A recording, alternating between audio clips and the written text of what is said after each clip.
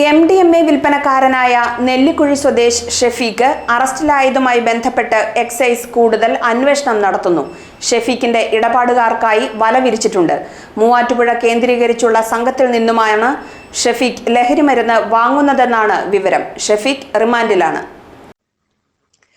കോതമംഗലം മേഖലയിൽ MDMA വിൽപ്പനക്കാരനായ നെല്ലിക്കുഴി പുല്ലോളിൽ ഷെഫീഖിനെ Kothamangalam excise range officer Sijo വർഗീസിന്റെ നേതൃത്വത്തിലുള്ള സംഘമാണ് അറസ്റ്റ് ചെയ്തത്. 3 ഗ്രാം MDMA ഇയാളിൽ നിന്ന് പിടിച്ചെടുക്കുകയും ചെയ്തു. നെല്ലിക്കുഴി കേന്ദ്രീകരിച്ച് നടത്തിയ പരിശോധനയ്ക്കിടെയാണ് ഷെഫീഖ് എക്സൈസിന്റെ വലയിലായത്. ഇയാളെ നേരത്തെ മുതൽ നിരീക്ഷിച്ചു വരികയായിരുന്നുവെന്നാണ് വിവരം. നടപടികൾ പൂർത്തീകരിച്ച് കോടതിയിൽ ഹാജരാക്കിയ പ്രതിയെ റിമാൻഡ് ചെയ്തു. കുറച്ച് ബാക്കി മെറ്റാംഫെറ്റമിൻ ആണെങ്കിൽ 2 ഗ്രാം. ഇത് MDMA ആണ്.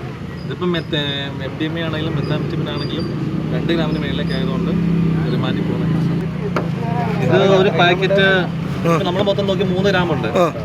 ഇതിപ്പോൾ ആക്ച്വലി ഇത് 0.5 ഗ്രാം എന്ന രീതിയിലാണ് ഇവർ സെയിൽ ചെയ്യുന്നത്. 0.5 കാണത്തില്ല, ഒരു 0.3 0.4 ഗ്രാം ഒരു പാക്കറ്റ് കാണും.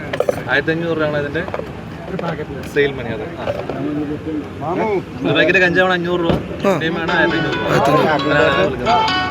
ഇത് 10 ഗ്രാം സാധനം ഉണ്ട്, 50 രൂപ 60 രൂപയുടെ സാധനം.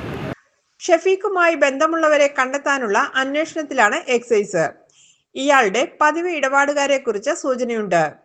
മൂവാറ്റുപുഴ കേന്ദ്രീകരിച്ചുള്ള മയക്കുമരുന്ന് മാഫിയയിൽ നിന്നുമാണ് ഷെഫീഖ് MDMA വാങ്ങുന്നതെന്നും എക്സൈസിന് മൊഴി ലഭിച്ചിട്ടുണ്ട്. ഒരാഴ്ച മുമ്പ് തൃക്കാരിയൂർ സ്വദേശിയായ അനന്തുവിനെ മൂവാറ്റുപുഴ എക്സൈസ് MDMAയുമായി അറസ്റ്റ് ചെയ്തിരുന്നു. അനന്തുവും ഷെഫീഖും തമ്മിൽ നേരിട്ട് ബന്ധമില്ലെങ്കിലും ഒരേ മയക്കുമരുന്ന് മാഫിയയുമായാണ് ഇവർ ഇടപാടുകൾ നടത്തുന്നതെന്നും ഉദ്യോഗസ്ഥർ പറഞ്ഞു. GTV news, Kothamangalam.